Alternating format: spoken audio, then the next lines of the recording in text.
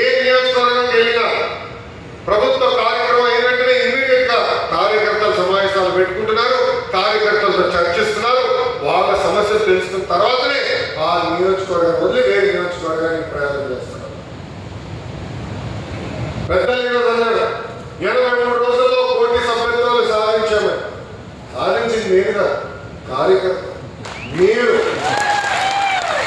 పడిన కష్టం. పార్టీ ఏ కార్యక్రమానికి పిలిపించినా ముందుకు వెళ్ళి పర్వాలేదు చేయాలని ఆర్గనైజేషన్ కష్టపడి ఒక రికార్డు సృష్టించారు. అందుకే చెప్పి ఆరోగ్య దినోత్సవం రికార్డు సృష్టించాలన్నా ఒక తెలుగుదేశం పార్టీ సాధన. మొన్న ఢిల్లీకి వెళ్ళా, ఇంకొక ప్రాంతీయ పార్టీ నాయకులు కలిశారు. ఆ పార్టీ జరిగిన ఒక ఎంపీ గారి పుట్టినరోజు మన రావు కృష్ణ గారు ఒక చిన్న డిన్నర్ పెడితే అక్కడికి వెళ్ళా. వాళ్ళందరూ అడిగారు,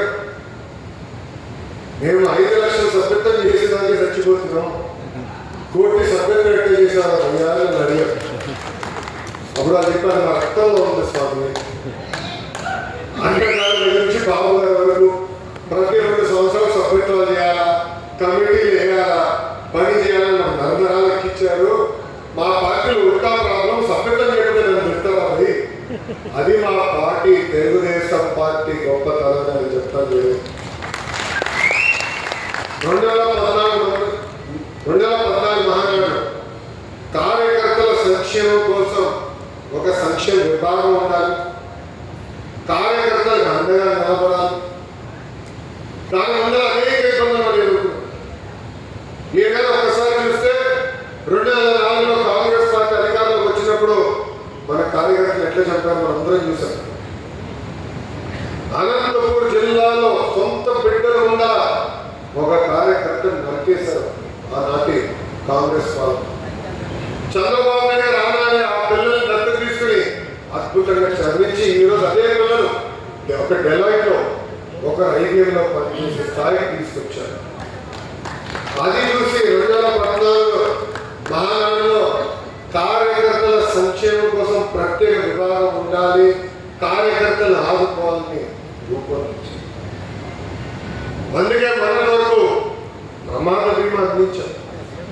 భారతదేశ చరిత్రలో ఏ పార్టీ చేయని విధంగా సుమారుగా 140 కోట్ల రూపాయలు కార్యకర్తల సంక్షేమం కోసం ఖర్చు పెట్టిన ఏకైక పార్టీ మన తెలుగుదేశం పార్టీ.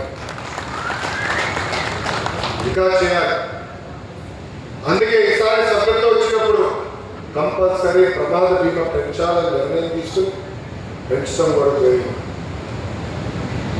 ఇంకో పక్కన కార్యకర్తలు సొంత కాలంపై నిలబడాలి, కార్యకర్తలకి స్వయం ఉపాధి ఉండాలని పదే చంద్రబాబు నాయుడు చెప్తుంది.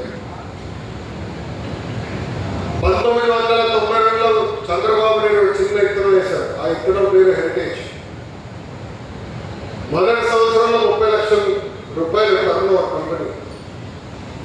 గత 3-4 దశాబ్దాలుగా పద్ధతి ప్రకారం నడిపించారు కనుకనే ఈ రోజు మేము సొంత కాలంపై నిలబడగలుగుతాం. మా ఖర్చుల కోసం రాజకీయాల్లో నిలబడాల్సిన అవసరం మాకు లేదు.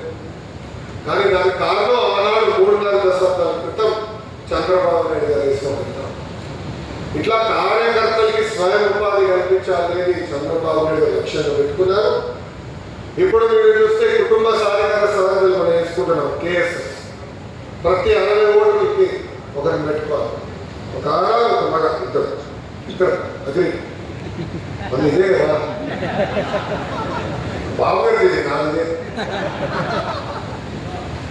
ఇద్దరిని పెట్టుకోవాలి. దాని తర్వాత మీరు బూత్ కమిటీ వేయాలి, యూనిట్ కమిటీ వేయాలి, క్లస్టర్ కమిటీ వేయాలి, గ్రామ పార్టీ మండల పార్టీ నియమించుకోవాలి. నియోజకవర్గ కమిటీలన్నీ పూర్తి చేసుకుని మళ్ళీ కడప మహానాడు మనందరం కలవాలి.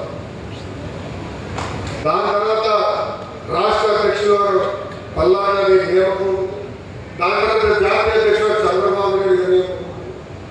అదైన తర్వాత రాష్ట్ర కమిటీలు, కేంద్ర కమిటీలు మనం ఏర్పాటు చేసుకుంటాం. లేదు మన ఆవిర్భావ దినోత్సవం నేను చెప్పాను అందరికీ.